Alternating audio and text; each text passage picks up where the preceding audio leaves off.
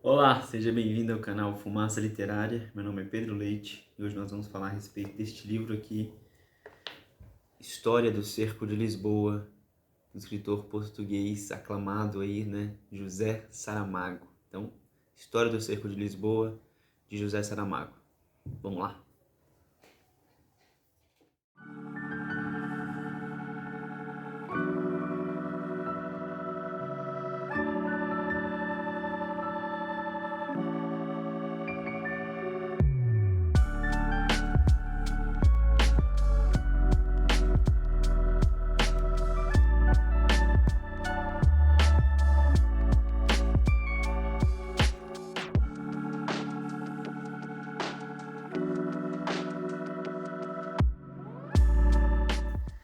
Então, gente, sejam bem-vindos mais uma vez a este vídeo.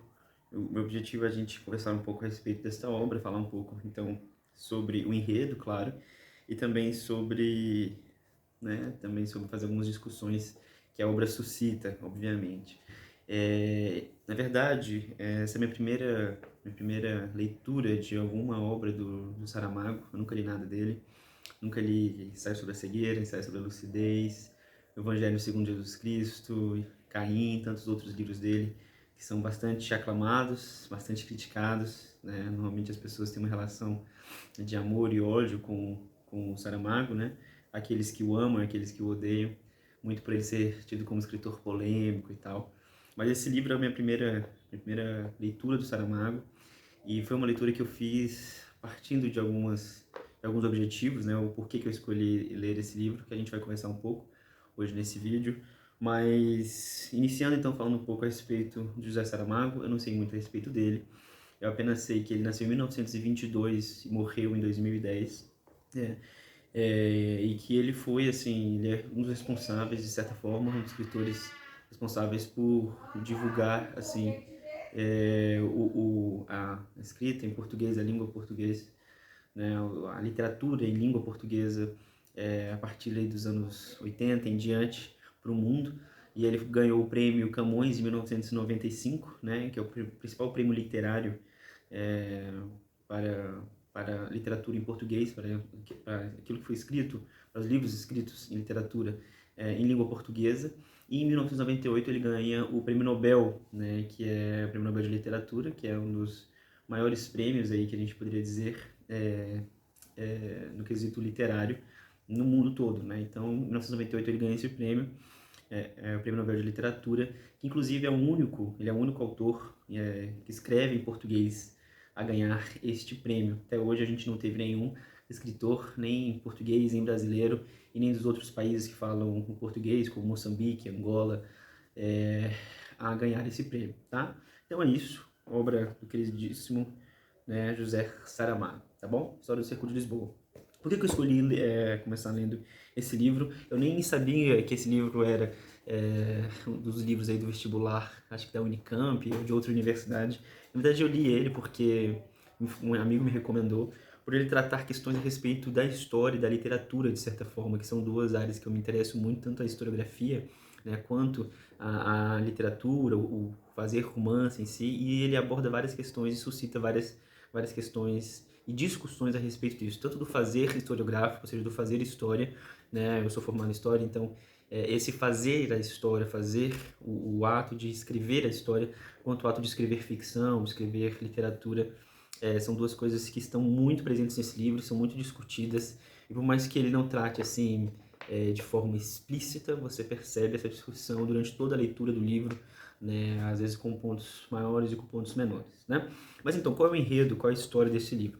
A história desse livro é a história de um revisor chamado Raimundo Silva, tá? Ele é um revisor de livros, então ele corrige livros, todo tipo de livro, desde romances, fantasias, ficção, a livros de não ficção, como livros de história.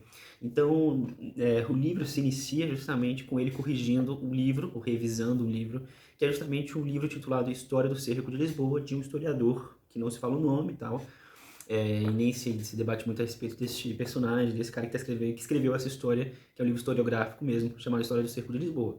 Então ele está corrigindo esse livro, revisando esse livro, e aí repentinamente, ele tem uma ideia maligna, uma ideia assim perversa, que depois todo ao longo do livro vai ter uma discussão de por que ele fez isso e ele não consegue responder, o que levou ele a fazer isso, né?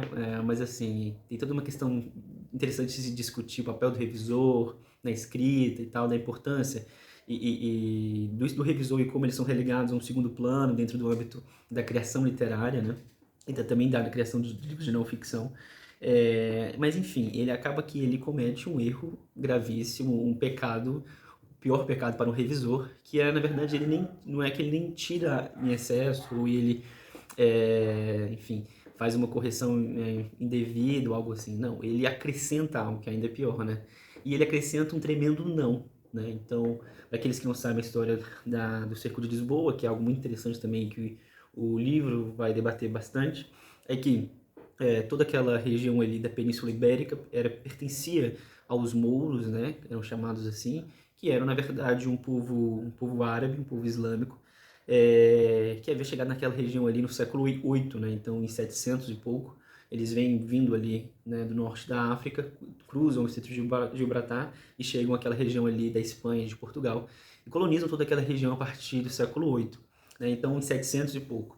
E aí começa a se ter o período da história que a gente chama de Reconquista, que é quando os cristãos, né, os reinos espanhóis, de Castela, de Leão, de Navarra, enfim, e depois o condado de Portugal, né, o condado portugalense, ou de Portugália, que depois vai originar o Reino de Portugal e o que é Portugal hoje, eles começam a fazer um processo de expansão, de reconquistar esse terreno que outrora havia sido dos cristãos. Antes dos muçulmanos chegarem, antes dos mouros chegarem, aquela região era cristã.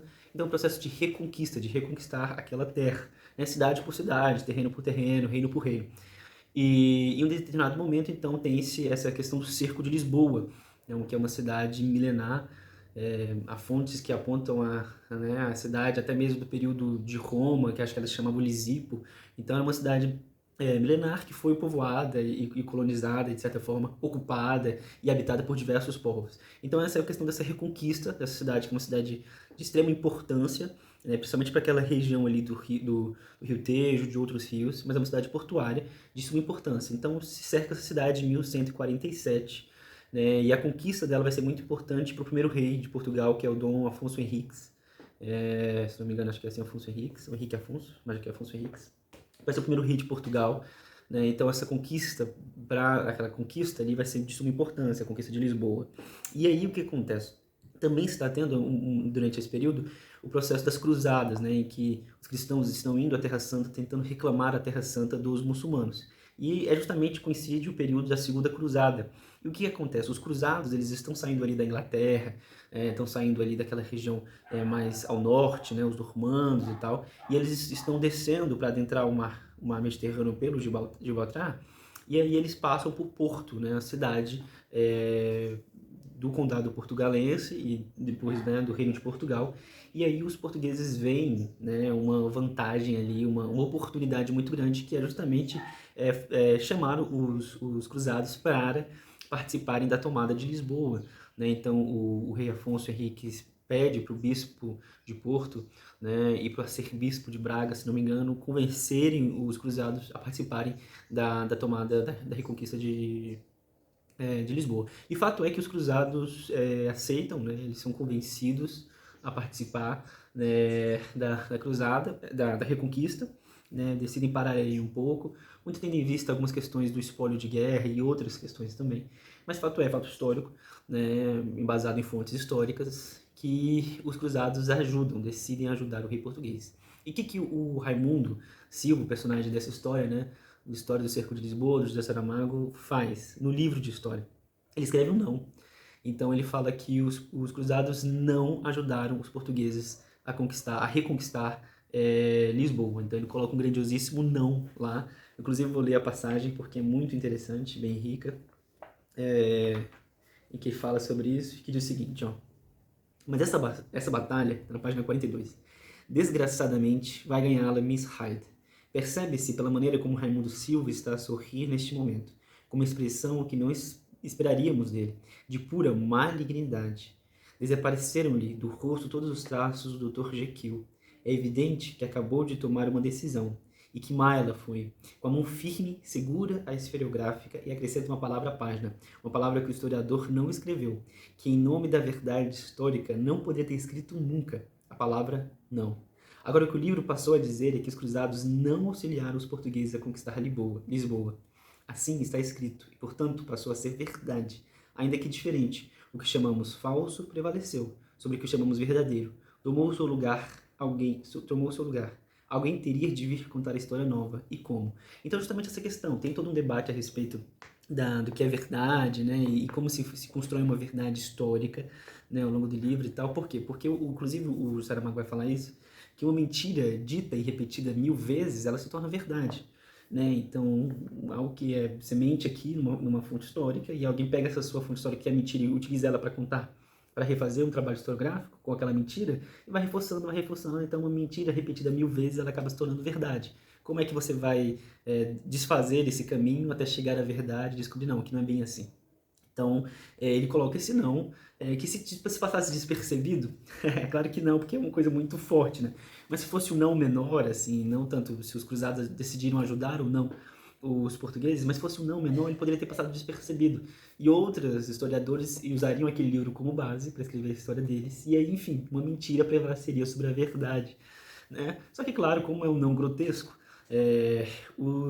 a editora percebe. Só que a editora percebe depois que o livro já está impresso. Então é todo um constrangimento para a editora, toda uma vergonha, porque os livros têm que serem recolhidos, é toda uma confusão, né, difama a editora, que passa a ser vista como uma editora, né, enfim, que está fazendo palhaçadas ali com uma coisa tão óbvia, porque qualquer pessoa que sabe um pouco da história de Portugal sabe que os cruzados ajudaram na conquista de Lisboa. Então isso se torna um certo vexame ali naquela editora. O Raimundo Silva, imagina, cara, né, perdão da palavra, mas ferrou pra mim, eu vou ser demitido, e é isso, e por que eu fiz isso, que diabos eu tava na cabeça. E aí ele é chamado a uma reunião, e ele vai a essa reunião convicto de que vai ser a reunião em que vão demitiu, né? Mas ele chega lá e ele descobre que na verdade não. Como ele é um dos principais revisores, ele tá trabalhando na editora há mais de 20 anos e tal, desempenha um papel muito importante no começo da editora, a galera decide dar uma segunda chance para ele. Só que com um porém. Qual é o porém? Agora ele vai ter um chefe, né? Uma chefe imediata, que vai ser a revisora dos revisores. Então, todas as revisões vão ter que passar por essa mulher, por essa editora, que é a Maria Sara, né? Que é uma mulher, inclusive, mais jovem do que o Raimundo Silva, mas que, enfim, passa a ser a chefe dele. Só que no momento em que eles se conhecem, ali já surge uma certa atração. Eu não diria uma atração, mas um certo interesse dos dois, um certo conflito entre os dois, e que mais tarde isso vai acabar gerando uma relação e tal, porque ela vai sugerir para ele algo inusitado, que é o seguinte: olha, por que você não escreve então essa história? Essa história do cerco de Lisboa, em que os cruzados disseram não à proposta dos portugueses. Por que você não escreve um romance sobre isso? Né? E aí o Raimundo Silva fala: não, claro que não, eu vou escrever uma história, não, nada a ver, eu não sou escritor, não tenho a veia para isso, nunca tive essa pretensão, eu sou um mero revisor, nunca estive no nível de um escritor e tal. E ele começa a debater todas essas questões, e se recusando, claramente que não. Só que surge uma tentação muito grande nele, inclusive ela dá o único exemplar que a editora não modificou, isso porque a editora recolhe todos os livros e aí faz uma errata, né? Falando: olha, onde você está escrito não, vírgula, não se leu não. Até uma piada assim com isso, né? Aonde está escrito não, não se leu não. Enfim, mas tem um único livro em que não tem essa errata, e ela entrega para ele, para o Raimundo Silva, e fala: olha, esse livro aqui é seu livro que você escreveu, justamente por causa de uma única palavra, né? Então, o que uma única palavra é capaz de fazer nesse quesito, nesse contexto? E aí, o que a gente vai ter? A gente vai ter o interesse dele, essa vontade dele em escrever, e fato é que ele acaba se debruçando e decidindo escrever essa história. E também vai começar, com o tempo, vai começar a surgir uma atração entre ele e a Maria Sara, essa revisora-chefe. E é muito interessante porque é muito poético a forma como o Saramago escreve. Eu confesso que eu já sabia, né, como o Saramago escrevia, o estilo dele, que ele não coloca o travessão, que ele vai escrever os diálogos, que não tem uma pontuação muito seguida à risca, que ele escreve de uma forma que a pontuação fica um pouco bagunçada, tentando criar uma leitura e uma escrita fluida, né? Então você lê de forma muito frenética, o que pode ser um pouco um ponto negativo, porque Às vezes você não entende muito bem, às vezes a leitura não é fácil, você precisa voltar para ver se é aquilo realmente. Então, assim, é uma leitura que você pega um pouco no começo, mas depois que você pega o jeito, ela flui e fica gostosa, fica interessante de ler, porque ele escreve de uma forma muito bela, de uma forma muito interessante, de uma forma muito poética. É isso, ao meu ver. E de uma forma muito profunda também, às vezes crua, é verdade isso, mas que sempre tem uma certa tonalidade, é, é, uma certa beleza ali naquilo que ele está escrevendo, tá? Então eles acabam se atraindo porque um dia o Raimundo vai ter uma reunião com ela, só com ela, no escritório dela, e ele toca, ele acaricia uma rosa branca que tem na mesa ali em volta, no jarro, e isso chama a atenção dela, esse detalhe, esse cuidado dele em acariciar uma rosa branca que está num vaso ali, morrendo. E, enfim, isso tem toda uma poesia, porque depois eles vão acabar trocando rosas brancas e ele vai acabar tendo, no apartamento dele, porque ele é um quarentão, ou até cinquentão, não sei, mas sei lá, ele é um homem de meia idade, assim, que não tem, nunca se casou, pelo que eu lembro, é solteirão, não tem filhos e tal, vive sozinho, e é isso, essa questão da rosa vai criar toda uma beleza ali em volta da história deles. Mas acontece que eles acabam se envolvendo, acabam ficando juntos, aqui é um spoiler gigantesco que eu tô dando, né? Mas é muito bonito, inclusive, a forma como o Saramago narra o romance deles, a forma como eles se envolvem, porque é de certa forma, é um relacionamento certo, meio que maduro, sem muitas voltas, apesar dos diálogos deles serem muito interessantes e muito intrigantes, porque parece que eles sempre estão discutindo, assim, pelo menos no começo, sempre um querendo sobrepor a ideia do outro, né? Somente quando eles se ligam por telefone, os diálogos deles são sempre assim, parece que eles estão numa disputa ali.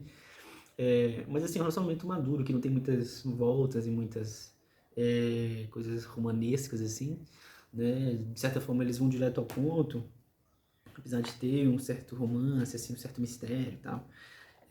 Mas eu quero ler a passagem que fala da primeira vez que eles fazem amor, porque é uma passagem muito bonita e a gente consegue ter um pouco dessa poesia do Saramago, que está na página 264, que diz assim: parecia que o mundo exterior se pusera à espera de um milagre novo. Porém, ninguém deu por ele quando aconteceu. Aqui, quando os sexos desses dois se sentiram pela primeira vez, quando pela primeira vez gemeram juntos, quando surdamente gritaram, quando todas as comportas de dilúvio se abriram sobre a terra e as águas da terra, e depois a calma, o largo estuário do Tejo, dois corpos lado a lado, vagando, vogando, de mãos dadas. Um diz: "Oh, meu amor", o outro: "Que nada no futuro seja menos do que isso." E de repente, ambos tiveram medo do que disseram e abraçaram-se. O quarto estava escuro. Acendeu a luz, disse ela. Acende a luz, disse ela. Quero saber se isto é verdade. Né? Então, essa beleza da escrita do Saramago é bem presente, mas entrando numa discussão mais propriamente dita do livro, não tanto a questão do enredo, né? Porque o enredo é isso, o, o Saramago vai acabar escrevendo essa história ficcional do Cerco de Lisboa. Inclusive tem dois personagens que ele vai trabalhar, que é o Mogame, que é um simples soldado, né, ali do exército português, e Oruana, que é uma concubina, de um nobre, acho que é o nome Germano, Normando, que é tipo um espólio de guerra dele, que ele acaba sequestrando essa mulher quando ele passa pela Galiza para ser amante dele.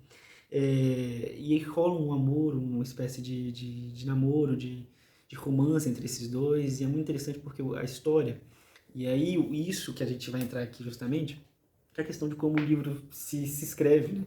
Porque o livro vai o tempo todo fazendo esse movimento de gangorra, assim, ou de pêndulo, talvez, que é o tempo todo falando um pouco a respeito do presente, do que está acontecendo ali. Né? Esse livro foi escrito em 1989, então a gente tem esse presente, assim, final dos anos 80, começo dos anos 90. Mas, enfim, o presente que está acontecendo agora, que é justamente o Raimundo Silva, Maria Sara, um revisor que está escrevendo um livro, um romance sobre a história do Cerco de Lisboa, e, ao mesmo tempo, a história do Cerco de Lisboa acontecendo. Então, ele não apenas fala que está escrevendo o livro, ele está escrevendo esse acontecimento faz parte do livro. Então, os personagens do cerco estão ali o tempo todo, então a gente emerge nessas duas obras paralelas, né? Tanto nessas duas histórias paralelas, tanto na história do Raimundo Silva e da Maria Sara, quanto na história do Cerco de Lisboa e também do Mogame e da Aruana.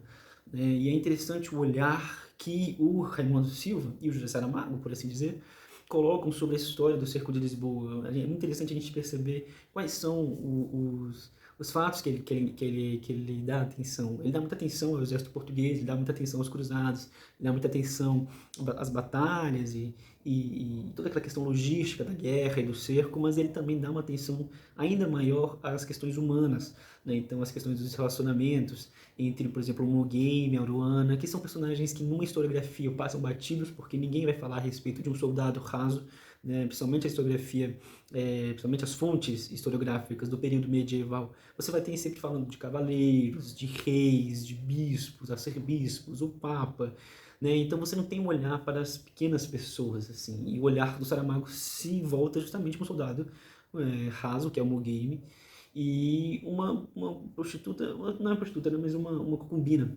que é justamente a Oruana, e como eles se relacionam. Então é muito interessante porque a gente entra em todo um debate do fazer historiográfico, né, e também do fazer da escrita literária, né, porque ele vai falando toda essa construção dos personagens, ele tem momentos que ele fala, eu poderia escrever isso agora, mas eu não vou escrever, ou se eu escrevesse isso, será que seria certo, né? Ele tem um grande dilema, Raimundo Silva tem um grande dilema, quando ele vai escrever o amor deles dois, porque ele não quer cair no anacronismo.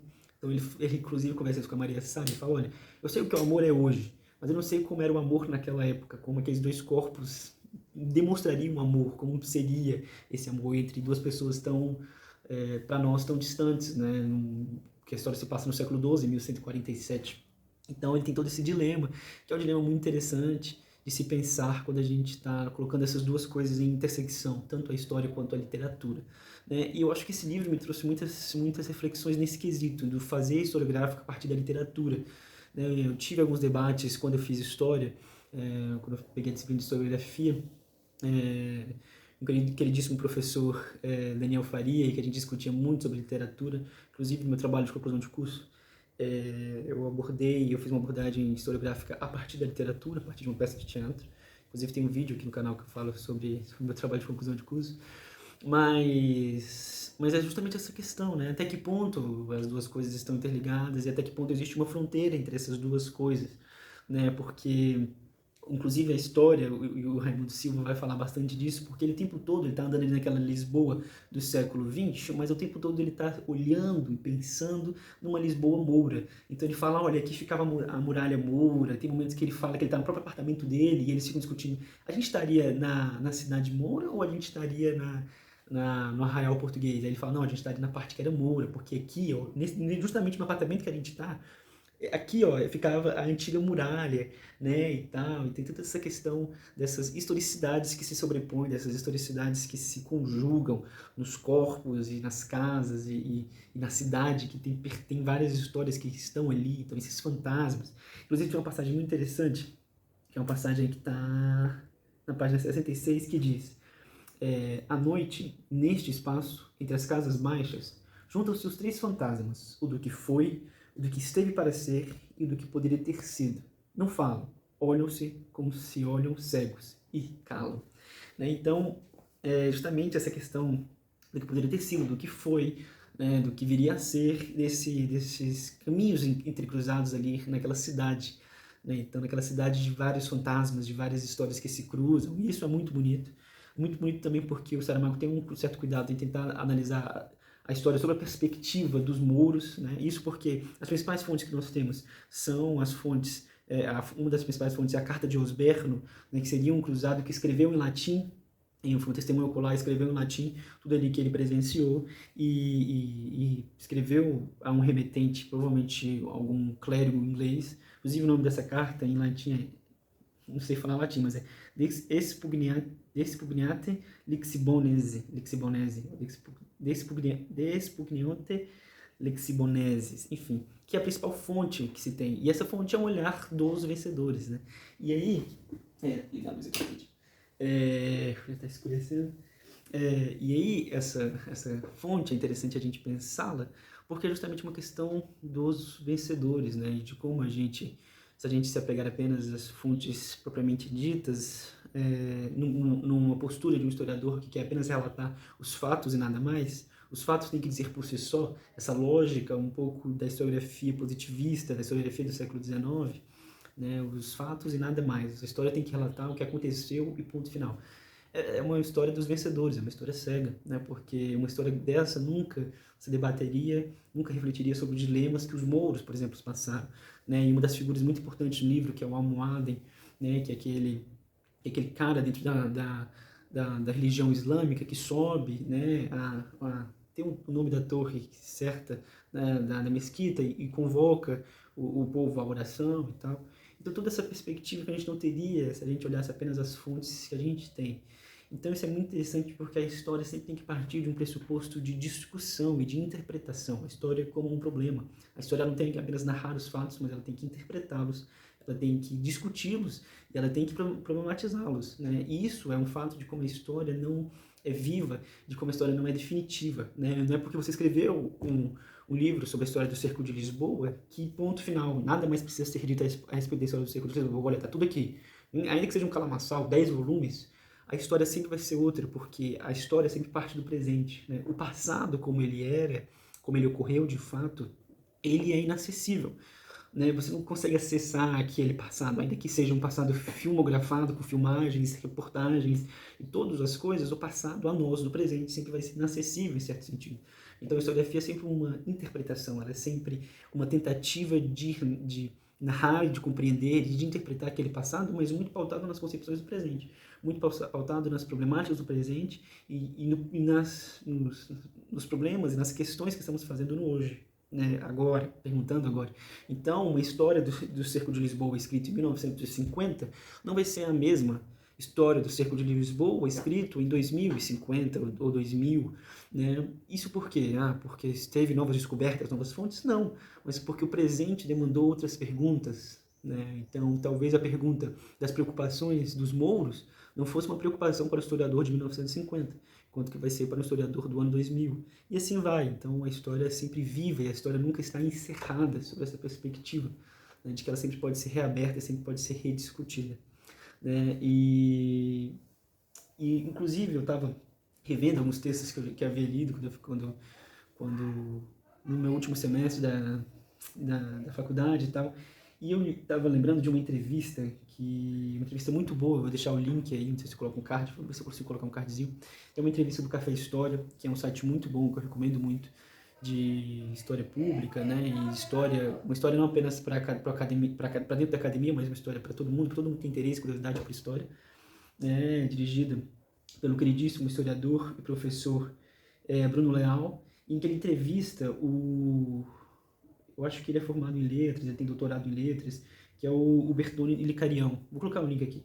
E ele discute justamente essa questão da literatura e da história, né? Esses pontos que se intercolocam, de certa forma, as fronteiras, e como a gente não pode ultrapassar uma outra fronteira.